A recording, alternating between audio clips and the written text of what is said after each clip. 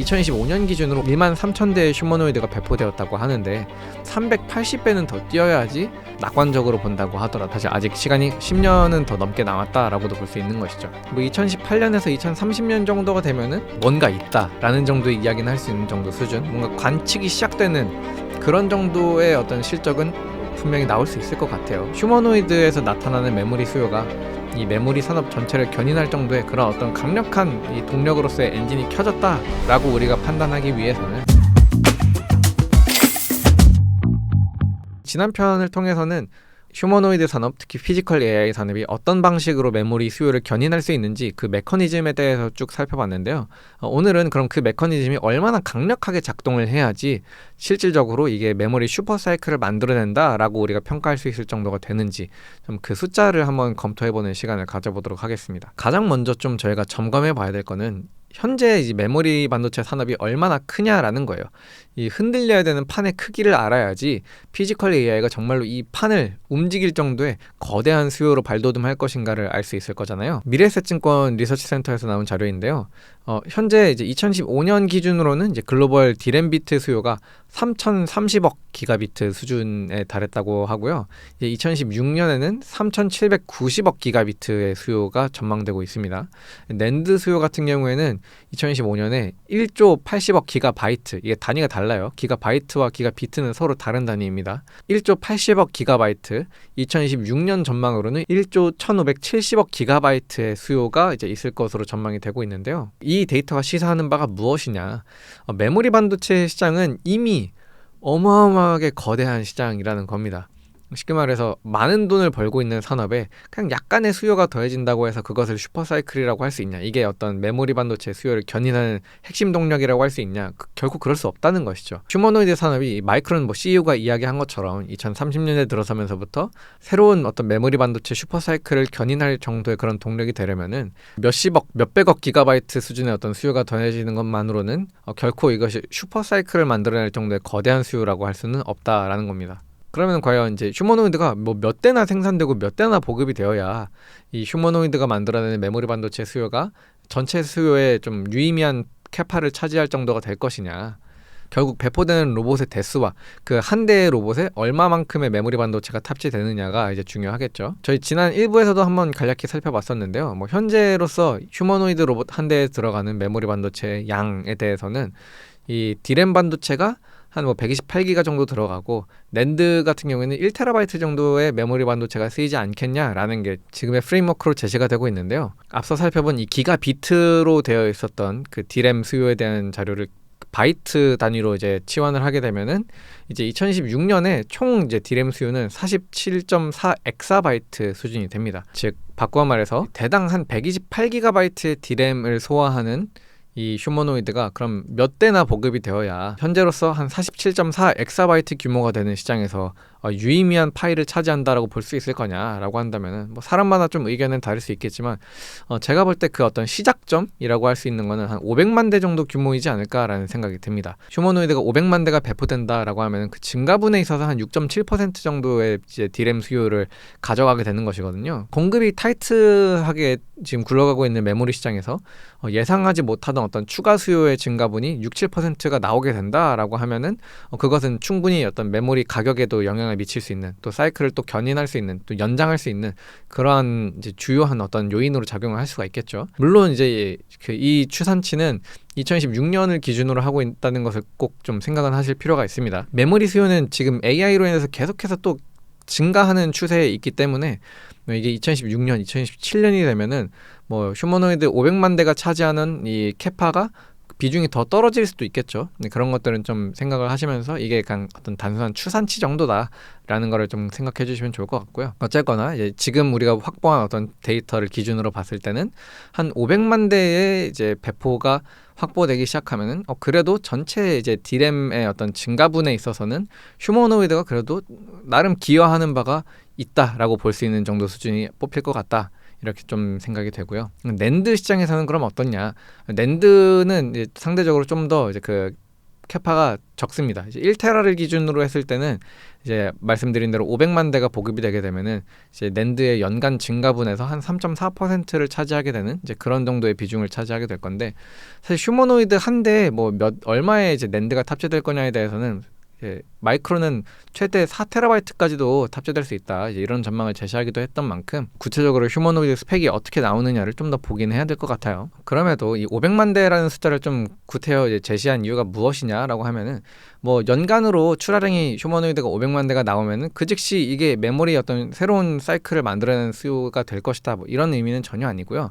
그것이 이제 메모리 시장에서 휴머노이드라는 어떤 수요처와 만들어내는 그 메모리 수요가 존재감이 좀 드러나기 시작하는 그 어떤 임계점이 500만 대가 될 것으로 좀 생각이 된다라는 정도로 가볍게 생각해 주시면 좋을 것 같아요. 그러면은 이 500만 대의 출하량 언제부터 나오게 될 것이냐, 사실 그거에 대해서는 좀 갑론을박이 굉장히 많습니다. 뱅크 오브 아메리카는 상대적으로 휴머노이드 산업의 성장에 대해서 좀 낙관론을 펼치는 낙관적인 이제 전망을 제시한 하우스이기도 한데요.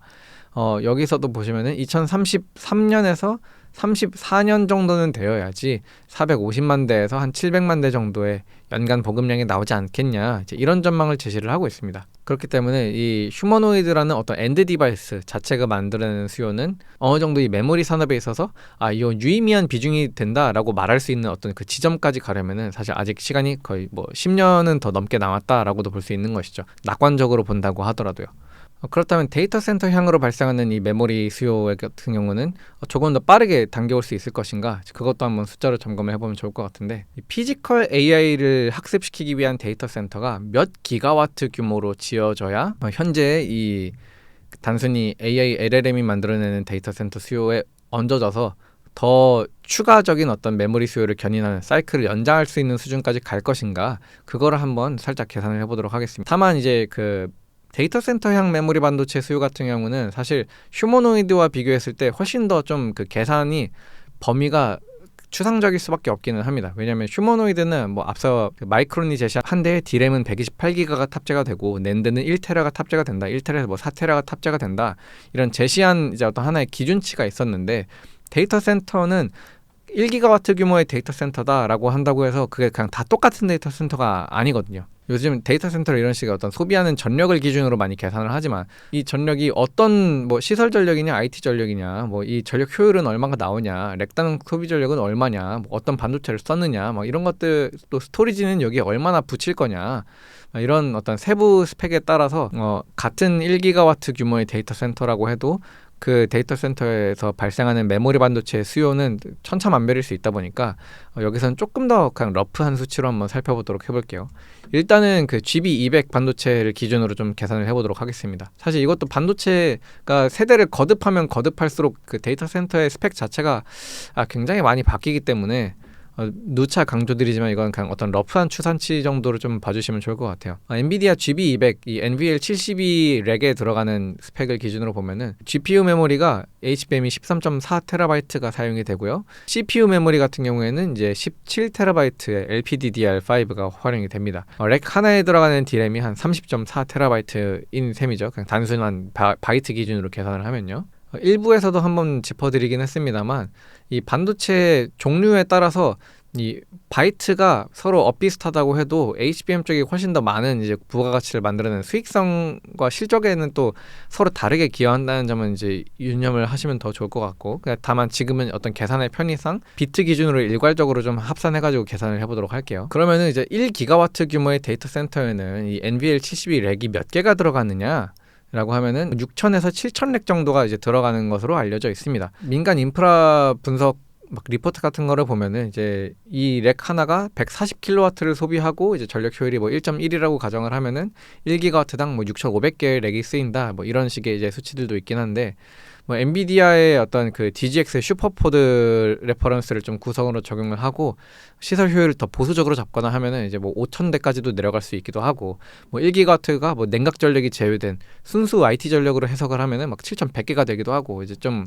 계산을 어떤 식으로 하느냐에 따라서 1기가와트 규모의 데이터 센터에 탑재되는 렉의 개수도 이제 범위가 서로 달라질 수가 있거든요. 일단은 이제 이 정도의 어떤 추산치로 상정을 하고 이제 이후에 계산을 이어가 볼게요. 더 정확한 데이터를 아시는 분 있으면은 댓글로 한번 남겨주시면 감사하겠습니다. 그래서 1기가와트의 데이터 센터에 이제 6,000에서 7,000개의 렉이 쓰인다라고 하면은 그 6,000에서 7,000개 렉마다 30.4TB의 D램이 쓰인다라고 해서 1기가와트의 데이터 센터에는 D램이 약 0.2EB가 들어간다, 이렇게 생각을 해볼 수 있습니다. 그러면 이제 1기가와트 규모의 데이터 센터에 6,000개에서 한 7,000개 정도의 이제 NVL72 렉이 들어가고 그 각 하나의 렉마다 이제 30.4TB 정도의 이제 D램 반도체가 쓰인다라고 하면은 1기가와트의 어떤 데이터 센터 클러스터에는 D램이 0.17에서 0.22EB 정도가 활용이 된다. HBM이 이만큼, 이제 LPDDR이 이만큼 쓰인다.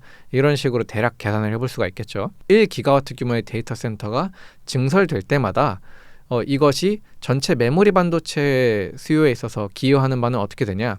1기가와트가 늘어날 때마다 그 전체 수요 대비해서는 0.35에서 한 0.46% 정도의 비중을 차지하게 되는 것이고, 증가분과 비교했을 때는 이제 1.8에서 2.3% 정도의 증가분을 가져가게 된다. 즉 이런 어떤 데이터 센터향, 서버향 D램 수요에 있어서는 한 5기가와트 정도 규모의 데이터 센터가 피지컬 AI를 학습시키기 위해서 신설된다라는 어떤 그런 뉴스가 나오게 되면은 이거는 이제 전체 어떤 증설분에서 9에서 10% 정도까지도 차지하게 되는 규모가 될 수 있으니까 이 정도면은 이런 정도의 어떤 그 데이터 센터 딜이 뭔가 만들어지게 되면은 이제 피지컬 AI가 이 HBM 수요에 있어서 꽤나 그래도 유의미한 증가를 견인하고 있네 라고 이제 이야기할 수 있는 수준이 될 수 있다는 것이죠. 그럼 이 5기가와트 규모의 이제 피지컬 AI 데이터 센터, 이것도 약간 감이 안 잡히는 수치일 수 있을 것 같아서 현존하는 어떤 이 피지컬 AI 데이터 센터 구축에 있어서 1왕이라고 할 수 있는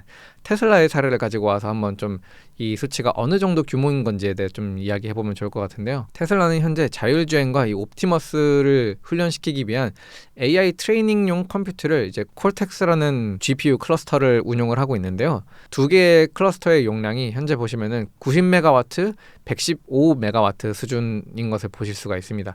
이걸 나중에 증설할 계획을 가지고 있어서 뭐 올해 말까지 400메가와트 규모까지 늘리겠다라는 이제 그런 계획도 발표를 해놓은 상황인데요. 2016년 말을 기준으로 해서 이거 400메가와트 수준으로까지 이걸 증설한다고 가정을 했을 때, 그럼 이제 피지컬 AI를 학습시키기 위한 데이터 센터가 1기가와트 규모의 어떤 그 클러스터를 형성하기 위해서는 테슬라가 2개가 필요하다라는 그런 계산이 나오게 됩니다. 앞서 어떤 이것이 독립적인 수요축으로서 유의미한 메모리 반도체 수요를 견인하려면은 뭐 그래도 3에서 5기가와트 규모는 계속 증설이 돼야 하지 않겠냐, 이런 말씀을 드렸었는데, 그러려면은 이제 코어텍스 같은 그런 컴퓨팅 클러스터가 12개에서 20개씩은 막 지어져야 한다라는 것이죠. 다시 말해서 테슬라 같은 기업이 테슬라 한 곳만 있어서는 안 되고, 훨씬 더 다수의 기업들이 각각 자기네들이 뭐 100메가와트에서 뭐 500메가와트 규모의 클러스터를 막 여기저기서 산발적으로 지어줘야 연간 단위로 피지컬 AI를 학습하기 위해서 추가되는 어떤 데이터 센터 증설분이 기가와트 단위로 이제 확보가 될 수 있다는 것인데요. 지금 당장으로서는 사실 이 정도의 어떤 그 캐파를 만들어낼 수 있는 곳이 많지가 않습니다. 휴머노이드를 위한 데이터 센터를 짓고 있는 것이 중국 휴머노이드 기업들과 미국으로 따지면은 이제 뭐 테슬라나 구글이나 엔비디아 같은 곳들이 이제 그런 데이터 센터를 많이 짓고 있는데, 그 기업들이 얼마나 이 피지컬 AI 데이터 센터를 만들어 줄 것이냐가 좀 중요하게 봐야 될 지점일 것 같아요.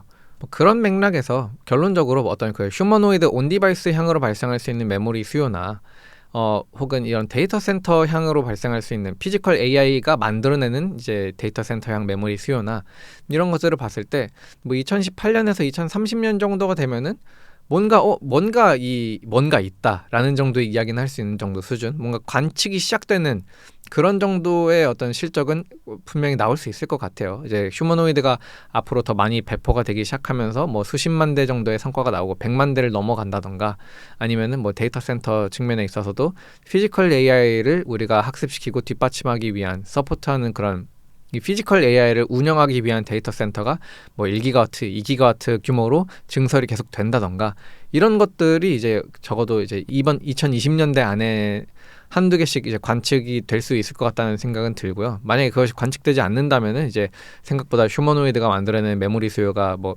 별거 아니었네 이런 결론이 나올 수도 있겠죠. 어쨌거나 지금의 추세로만 보면은 이제 이번 10년대 안에 뭔가의 변화가 있다라는 것은 관측이 충분히 될 수 있을 것 같다는 생각이 들고, 그 이후에 이제 2030년대에 들어서서 2030년대 중반에 이르기까지는 본격적으로 좀 그 성장이 어느 정도까지 증폭될 수 있을 것인가, 이게 이제 그 다음에 어떤 핵심 포인트로 작용을 할 것이라는 생각이 듭니다. 그렇다면 마지막으로 좀 리스크에 대해서도 한번 짚고 넘어가면서 마무리를 해보면 좋을 것 같습니다. 휴머노이드 산업이 메모리 수요를 견인해 줄 것이라는 그 수요 경로에 대해서는 좀 확인을 했고, 어떤 개인적으로는 휴머노이드 같은 경우에는 한 500만 대, 데이터 센터 같은 경우에는 피지컬 AI 학습을 위한 데이터 센터가 3에서 5기가와트 규모는 이제 좀 증설이 되는 것이 관찰이 되면은 이게 어느 정도의 그래도 좀 실질적인 수요가 있긴 한 거구나라는 게 관측될 수 있다라는 그 임계점에 대해서 좀 같이 짚어봤는데, 그게 이루어지기를 기대하는 것과 그것이 실제로 이루어지는 것은 정말 다른 이야기일 수 있잖아요. 그렇기 때문에 넘어야 될 여러 가지 조건들에 대해서 한번 짚어보려고 합니다. 제일 큰 리스크는 엔드마켓 수요가 받쳐주지 않는 경우일 것 같아요. 아무리 생산 캐파가 있다고 해도 실제로 휴머노이드를 사려는 사람이 없으면은 메모리 반도체 수요는 발생하지 않을 거니까요. 그런 맥락에서 이 휴머노이드 출하량이 앞으로 얼마나 빠르게 늘어날 수 있느냐는 굉장히 주목해야 할 관전 포인트입니다. 단순히 연 500만 대씩 배포가 되려고 해도 2025년 기준으로 옴디아가 측정한 자료에서는 한 1만 3천 대의 휴머노이드가 배포되었다고 하는데, 이게 출하량이 한 380배는 더 뛰어야지 그제서야 비로소 뭔가 수요가 보인다라고 할 수 있는 어떤 그 수준에 이르게 되니까요. 이와 같은 어떤 폭발적인 수요 증가가 일어나기 위해서는 휴머노이드가 결국에는 어떤 경제성과 신뢰성을 충분히 확보를 해야만 합니다. 유효 작업 시간당 비용이 어쨌거나 사람을 고용하는 비용보다는 더 줄어들어야지만 기업들 입장에서는 휴머노이드를 본격적으로 이제 양산하고 구매하고 이런 어떤 수요가 발생을 할 거니까 그 부분이 좀 중요한 포인트가 될 것 같고요. 특히 어떤 규제도 큰 허들 중 하나입니다. 이런 휴머노이드 산업 같은 경우는 특히 사람의 안전과도 직결될 수 있는 그런 새로운 유형의 기기이다 보니까 설령 어떤 휴머노이드가 성공률이 99%가 나온다 하더라도 그 1%의 이 실패가 만들어낼 수 있는 피해 파급 효과가 꽤 클 수 있는 게 휴머노이드 산업이잖아요. 그러다 보니까 휴머노이드 산업은 대표적인 이제 규제 산업이 될 가능성이 꽤 높은데, 위험 평가나 안전 장치나 이런 인증과 책임 소재를 입증하는 것에 있어서 시간과 비용이 많이 들어가서 어떤 양산 시점과 이런 것들이 밀리면 밀릴수록 휴머노이드 전체 산업이 성장하는 데 있어서는 좀 치명적일 수 있다, 그렇게 볼 수 있고, 특히 이제 초기에 어떤 사고라도 터진다던가 뭔가 어떤 테슬라가 휴머노이드를 예컨대 양산해서 판매를 하려고 하는데 그 인증 과정에서 막 지연이 생겨, 이런 일들이 좀 벌어지면은 이 휴머노이드 보급 전망과 그 휴머노이드 보급이 만들어내는 이 데이터 플라이 휠에 대한 어떤 그 수요 강화 효과도 함께 좀 뒤로 많이 밀릴 수 있게 된다라는 게 변수로 작용할 수 있다고 봅니다. 이제 그러다 보니까 워낙에 이 휴머노이드 산업 자체가 변수가 많은 이제 산업이다 보니까 휴머노이드 산업이 앞으로 어떻게 성장할 거냐에 대해서도 뱅크 오브 아메리카는 2035년 이렇게 되면은 1000만 대도 보급이 될 거다, 이런 과감한 전망을 내놓는데, 옴디아는 반대로 260만 대 가는 것도 어렵다, 이런 식의 비관적인 전망을 내기도 하는 듯, 이 기관마다도 전망치가 굉장히 엇갈리는 게 휴머노이드 산업이거든요. 그러다 보니 이제 이 휴머노이드 산업에 대한 수요가 실제로 어떻게 변화하는가가 마찬가지로 여기에 연계되어 있는 메모리 수요에도 크게 영향을 미치게 될 것이라는 점은 같이 짚어봐야 하는 리스크라는 생각이 듭니다. 두 번째로 이제 체크해야 될 리스크는 그냥 메모리 캐파의 문제예요. 메모리 기업들이 이제 계속해서 공급 캐파를 늘려나갈 텐데, 이 휴머노이드가 만드는 이 수요가 증가하는 속도보다 메모리 반도체 기업들의 이 그 공급 증설 캐파가 더 빠르게 되면은 피크아웃이 나올 수 있다라는 것이죠. 공급되는 반도체의 절대 양은 늘어도 수요의 어떤 그 수급이 타이트하지가 않게 되니까 가격이 꺾이는 그런 일들이 이제 벌어지는 가능성도 충분히 존재합니다. 실제로 보시는 것처럼 이제 메모리 기업들 지금 워낙에 이제 계속해서 실적이 잘 나오고 있으니까 이 기세 그대로 이제 이어가려고 그 캐펙스도 계속해서 집행을 많이 하고 있고, 공장 증설, 반도체 공장 증설에 대한 약속들도 굉장히 많이 하고 있는데요. 그러면서 어떤 디램이나 낸드의 수요에 대한 충족률이 지금보다 좀 더 완화되는 그런 추세로 이어지게 되면은 휴머노이드가 이때까지는 완성되어야지 이게 계속 다시 이렇게 벌어지지, 휴머노이드가 그 수요를 견인하는 시점이 뒤로 밀리면 밀릴수록 그냥 뭐야 다시 메모리 사이클이었네, 이런 소리가 나오게 될 수도 있다라는 거죠. 그런 맥락에서 이 메모리 반도체 기업들의 이 공장 증설 속도가 어떻게 나오는지, 그 공장 증설 속도와 휴머노이드의 수요가 확산되는 그 속도가 둘 간의 이 줄다리기에서 누가 먼저 더 빠르게 이루어질 것인지, 이런 것도 중요하게 봐야 한다, 이렇게 말씀드릴 수 있을 것 같습니다. 쉽게 말해서 뭐 휴머노이드가 1000만 대 수요까지 성장을 했어. 근데 그 1000만 대 수요가 나타난 순간이 2030년이야. 2030년에 휴머노이드를 1000만 대씩 만들어야 돼. 그 정도의 수요가 확보됐어 라고 하면은 이제 당연히 메모리 반도체 수급이 더 타이트해지면서 가격 충격이 생기고 이제 메모리 반도체 기업들의 실적이 더 견인이 될 수도 있겠지만, 1000만 대의 배포가 2040년에 되어서야 이제 달성이 된다라고 하면은 뭐 이때쯤이면은 이미 메모리 반도체 공장들이 다 지어졌을 테니까, 이 메모리 반도체 기업들의 어떤 그 실적 측면에서 볼 때는 이제 뭐 어느 정도 완만한 성장 정도밖에 되지 않을 수 있는 그런 상황이 벌어질 수도 있다라는 겁니다. 정리하자면은 휴머노이드에서 나타나는 메모리 수요가 이 메모리 산업 전체를 견인할 정도의 그런 어떤 강력한 이 동력으로서의 엔진이 켜졌다라고 우리가 판단하기 위해서는 휴머노이드의 이 수요 증가 속도가 메모리 반도체 공급 확대나 혹은 그 요즘은 또 메모리를 덜 쓰는 기술들도 많이 개발이 되고 있잖아요. 그런 기술의 발전보다 더 빠르게 수요가 치고 올라오는가, 이제 이런 것들을 굉장히 중요하게 봐야 할 것이고요. 그런 것들은 이제 어떤 유료 배치를 기준으로 해서 출하량이 얼마가 나오냐, 그리고 휴머노이드 한 대에 들어가는 이 탑재량은 뭐 앞으로도 더 성장할 것이냐, 이런 플릿 데이터에 대한 이 플라이휠은 잘 작동이 되고 있느냐, 이런 것들을 같이 좀 점검하면서 수요 증가 속도가 어떻게 나오는지를 좀 보면은 이것이 새로운 어떤 메모리 반도체 수요 동력으로서 이게 작용을 하고 있다라는 것을 점검할 수 있을 것으로 생각이 되고요. 반대로 수요가 본격화되기 전에 그냥 메모리 공급 부족이 먼저 해소가 되고 휴머노이드의 출하가 늘긴 늘지만 만족스러운 수준으로 수백만 대 수준까지는 이르지 못하고, 또 막상 휴머노이드 한 대에 탑재되는 평균 메모리 사양이 128기가는커녕 뭐 한 32기가에서 64기가 정도면 되더라, 이런 식의 어떤 사양 정체가 발생한다던가, 이제 이런 일들이 발생하면은 휴머노이드 산업이 많은 사람들이 현재 기대하고 있는 수준으로의 어떤 메모리 반도체 수요를 견인하는 효과는 나타낼 수 없을 수 있다, 이런 점들을 생각하면서 앞으로 이 산업이 어떻게 발전하는지를 면밀히 지켜보면 더욱 좋을 것 같습니다. 최근 이 메모리 반도체 기업들의 이제 주가 흐름이 좋지 않은 가운데 어떤 새로운 그 수요처, 뭐 더 좋은 실적 성장의 어떤 동력이 될 수 있는, 주가에 있어서도 좀 더 상승 모멘텀으로 작용할 수 있는 재료를 많은 분들이 기대하다 보니까 이런 휴머노이드 산업이나 피지컬 AI에 대한 이야기도 최근에 많이 거론되는 것 같은데요. 늘 그 기대에 비해서 휴머노이드 산업이 실제로 만들어내는 그 수요의 강도가 그렇게 빠르고 강하게 올 것인가에 대해서는 앞서 말씀드린 여러 가지 요소들을 같이 고려하면서 지켜보시면 더욱 좋을 것 같다. 그리고 또 우리 메모리 반도체 기업들 정말 많이 응원한다, 뭐 이런 말씀 드리면서 마무리 지어보면 좋을 것 같습니다.